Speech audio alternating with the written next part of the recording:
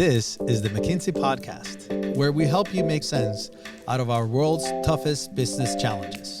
Welcome to the show. I'm Lucia Rahili. And I'm Roberta Fasaro. Hey everyone! Today we're rebroadcasting an episode from our McKinsey Live webinar series about what happened in Davos last week. You'll hear from senior partners Daniel Pactode, Rodney Zemmel, and Tracy Francis. Key themes on the mountaintop included AI transformation, resilience in geopolitics, EU competitiveness, the energy transition, and women's health. Tracy, you are a Davos veteran at this point. How would you characterize the mood on the mountaintop last week, and anything to infer on what that might say about how leaders are feeling going into 2025? It was interesting. I think everyone got on the plane headed towards Davos expecting that topics such as the macroeconomy, geopolitics, sustainability, AI would be on the agenda. But there was, as you can imagine, a certain arc to the emotions of the week, right? Starting with the inauguration on Monday. And I think as we got towards the back end of the week, we saw quite a segmented Davos. We saw American business leaders really feeling quite energized, I think, and optimistic, regardless of political leaning, principally because of the excitement around potentially deregulation. I think we saw a much more muted sense from European leaders, ranging from concern for what does this mean, passion for the importance of some of the regulation that exists in Europe. And perhaps the most optimistic sense there was a desire to band together to provide the counterweight that Europe can provide. And then the other geographies were, in my view, more muted than usual, in part just because there was so much going on around the discussion of tariffs and that type of thing, but more muted than usual and needing to sort of find space to talk about themselves, which certainly happened in many different areas. But I think we saw a much more sort of American-European sentiment than in past years. At a high level, what are some of the overarching themes that, in your view, dominated conversations? The first thing that was on everybody's mind or in every other sentence was really AI and Gen AI. He hosted a super interesting CEO convening early in the week on how do we actually make sure Gen AI shows up in the P&L. And I think there was just a lot of excitement. I know Rodney is going to talk a lot more about this, but this was really in all the conversations. The second thing was really geopolitics. We released our second collaboration with the World Economic Forum, where we published a collaboration barometer. And just to take a bit of a pulse on where are we on geopolitics. And I think all the conversations were around how do we turn geopolitics into a muscle for companies, into a muscle for countries. And I think, as Tracy said, I think with the new administration, the inauguration, I think a lot of the strategies and the plans from the US were front and center. We also talked quite a bit about resilience. How should leaders be on the front foot? We're not going back to the world we were in before. I think there's more headwinds. And I think there was a bit of a sense that best defense is perhaps to play offense in this world, and what kind of actions should leaders take. We also talked, Tracy talked about the US. We also published a report, and we worked with the World Economic Forum on European competitiveness in the intelligent age. I grew up in Europe. And if I have to say one thing, which is now's the time for Europe to take bold actions. I think I've never seen a sense of urgency as what was happening last week. And to some extent, also based on some of the moves, I think, and the announcements for the US. The energy transition, I think we're perhaps realizing more than ever before that we have to run two energy systems in parallel, right? The current fossil fuel system and then the new clean energy system. And it's going to take time. And I think it's going to be about affordability, about energy security. We had some super interesting discussions around nature and nature capital.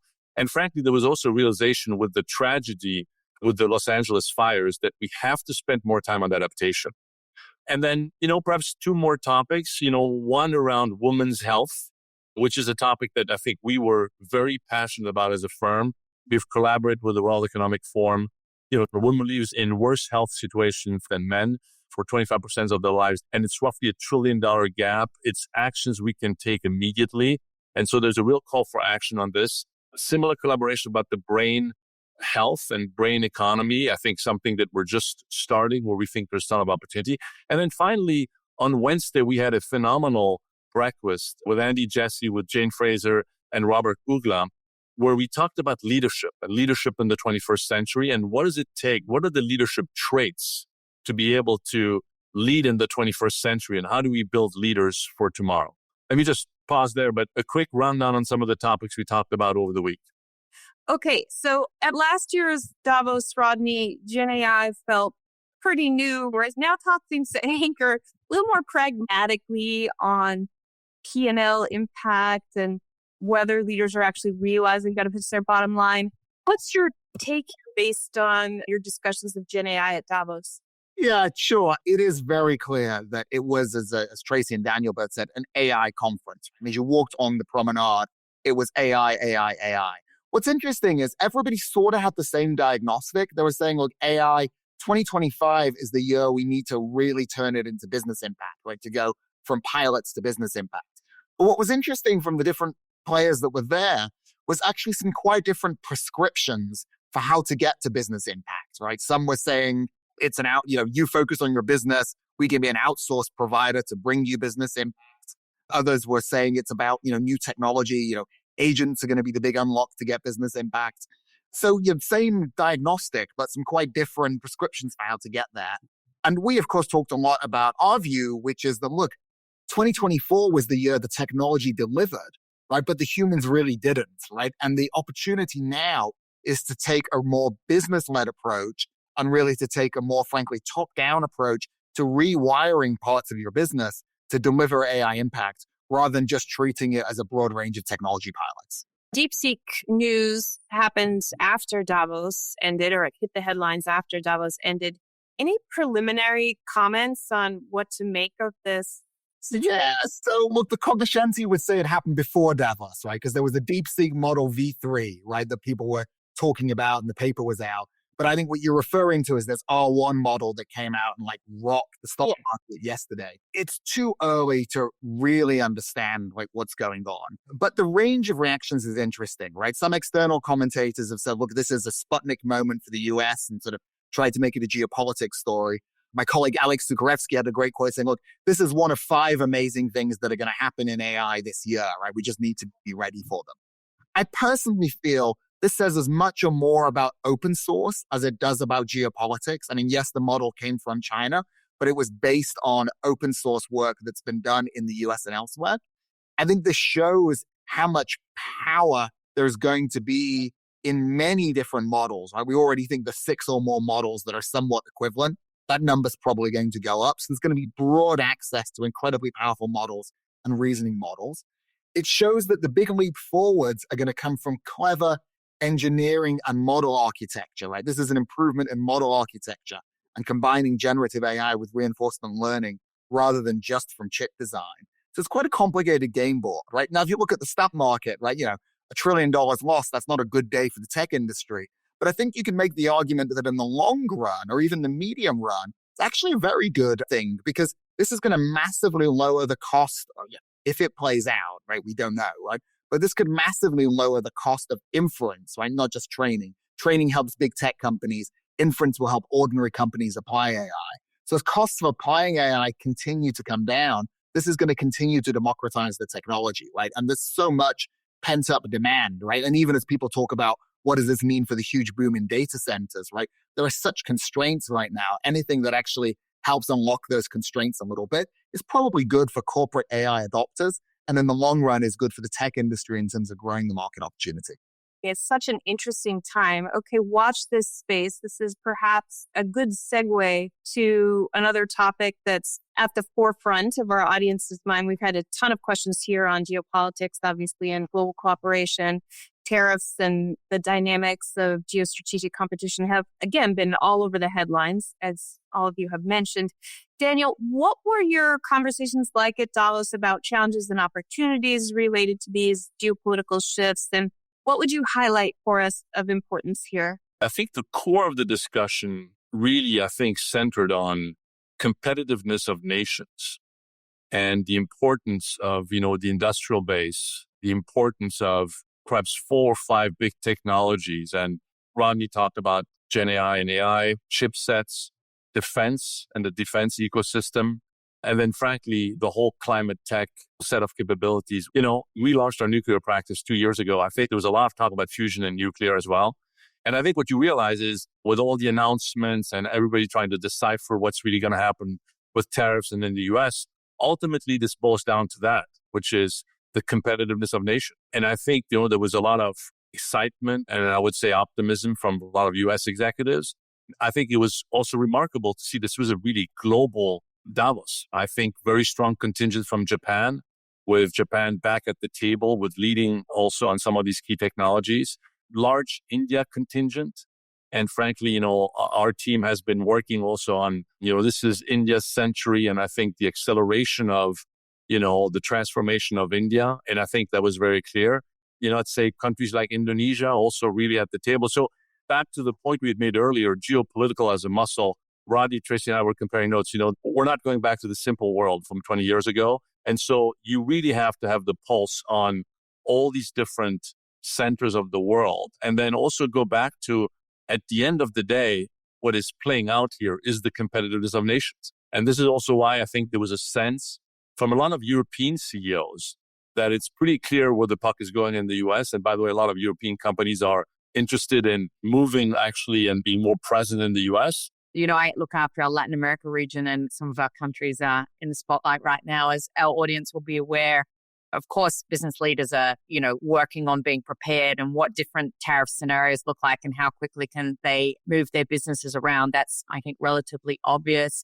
But one of the things that did give me a sense of optimism was discussion of new trade corridors. And you actually physically see these new trade corridors emerging as, a different set of folks turn up to the Latin American meetings than used to, a different set of folks turn up to the Africa meetings than are used to. And I think we're going to see some movement around that.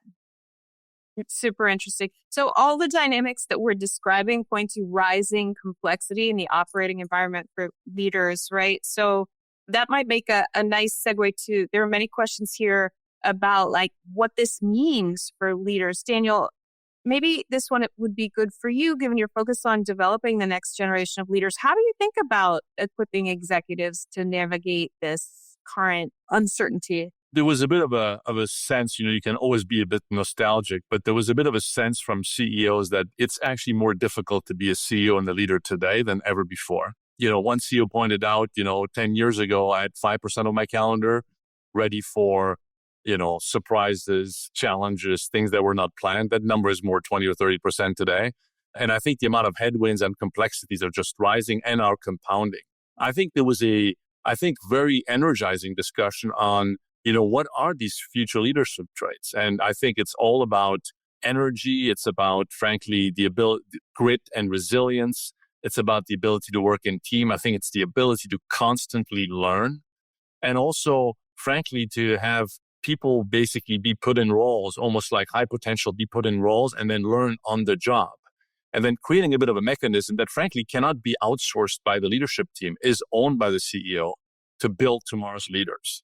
When we had our breakfast on Wednesday morning, I think that came across very clearly. And I think there was also, we wanted to talk about Gen AI, but I think there was a sense that, we got to really invest in leadership now. And this is perhaps one of the most important things that CEOs and leaders got to do. And these leaders have to be able to operate in this new global environment. Makes sense. And related, Tracy, there are a number of questions here on the workforce generally, whether that's, skilling for AI adoption or rethinking the global talent footprint, or just the challenge of talent supply and demand. Investing in people was one of the core themes at Davos this year, not just leaders, but people within the workforce generally. Any key takeaways to share on talent in particular? Yeah, I'm going to actually talk about something that, is perhaps a little less expected. But one of the topics that was really on the agenda was health, including health of the workforce. And so we actually had 2 separate collaborations with the WEF, both of which I think were really interesting to this point. One of which is on brain health, which, as you can imagine, sort of spans from, early childhood. Actually, it spans from, the child in utero all the way through to the elderly, but includes a large chunk of, the working population. And we launched a collaboration there that had, executives from food industry, med tech, pharma, as well as government agencies, as well as philanthropists, to really start trying to work on kind of cross-functional and cross-discipline approaches to how do we increase resilience and health and satisfaction of all people, including the workforce. So that was one. And then the second one was this area of women's health, where we started that last year, but it really consolidated this year. What was one of the factoids is that women spend 25% more of their life in worse health more than men. And half of that is during the working years, right? So that results in enormous amounts of absenteeism, also, less productivity and that type of thing. And when you do all the computations on that number, the opportunity is astronomical. It's sort of in the realm of $1 trillion. And so we were really starting this year to move to action as to what can companies and governments do in order to drive that productivity for women's health. Rodney, do you want to add anything on talent there, or? Yeah, I think it's become a tech topic, right? Because the big question, of course, is what does AI, and maybe even more specifically agentic AI agents, mean for talent in the workforce? And what's interesting is, look, I think there was lots of, theoretical discussion around, now AI comes for the knowledge worker, right? Are we going to have, mass sort of white collar layoffs and so on? And, while that was sort of, some of the academic discussion in the panels and so on, you look at the reality and, the new McKinsey demographic report that we released just before Davos, 2/3 of the world now lives in countries where the population is growing at below the replacement rate, right? So massive labor shortages, right? And when we looked at and heard from some of the companies in Davos who've been early successful adopters of AI and generative AI, they're actually using it to grow in areas where there are labor shortages, companies and governments, by the way, right? Areas where there are really acute labor shortages, right? So using this actually to grow in places where you're labor constrained, right, is going to be an early sort of success example. And then, when I look at the example, and again, this was talked about by some of the players there, in U.S. retail, who would have guessed that there are more people who work in U.S. retail today than a decade ago, right? With everything that has happened with, e-commerce and so on. Always more people today than a decade ago. The jobs have changed, of course, but net more people. So will technology continue to do that, right? Will AI create more jobs, or will there be a net reduction in jobs after displacement effect? Nobody really knows, and I'm sure there'll be, academics on the panels in Davos debating that next year as well. But I think the early returns of how it's actually being used are pointing more to job creation than job destruction. Okay, I'm mindful of time. I'm going to ask one more question that seems like a fitting way to close our conversation today. Coming out of the week, we've gotten a lot of questions on what very practically business leaders should focus on amid this kind of welter of uncertainties. What is one tactical piece of advice that you'll be sharing with your clients for 2025? And Rodney, why don't we start with you? I'm glad that's your question. One practical piece of advice: pick one area of your business that can really be reimagined with technology, set a real financial goal for it, and lean into that, right? Stop sprinkling AI and generative AI and agents and pilots everywhere, but approach it as a business problem and approach it in a focused way. Mm-hmm. Excellent. Daniel, let's hear it. One thing I'd take away is I would raise the bar as a leader, as a CEO for your leadership team on the learning and the leadership development that you have to basically invest in this new world. We are getting upskilled on technology and Gen AI and AI. But I come back from this week and I say, listen, the leadership teams that are going to win in this environment are the ones that will be really tech savvy, are the ones that will build real resilience, that will create learning culture, but frankly, will create a factory that builds leaders at scale. And because that is the limiting factor of any frankly organization to thrive in this environment. So, it's almost like that learning bar and leadership development bar as just keeps going up. And I think it needs to be owned by the CEO, by the leadership team. Interesting. Tracy, I think quickly. For me, what really struck me was I had the opportunity to meet with 3 different geopoliticians, if that's a word. And the scenarios that they painted were wildly different, right? 3 people, 3 wildly different scenarios. And so for me, the takeaway for the business leaders who I interact with beyond what Daniel and Rodney said is be prepared for there being no clarity for a period of time. Work out therefore what the scenarios for existing business are and invest in developing new trade corridors. This has been a great discussion. Thank you again for joining us today, Tracy, Daniel, and Rodney. Thanks for having us. Thanks, Lucia. Thanks so much for listening to the McKinsey podcast. I'm Lucia Rahili. And I'm Roberta Fasaro. Find us on McKinsey.com. We'll have a transcript of this episode up shortly. And download the McKinsey Insights app, where you can find this podcast and other helpful content updated daily. If you enjoyed the show, we'd love for you to leave a rating and a review. We'll see you in 2 weeks.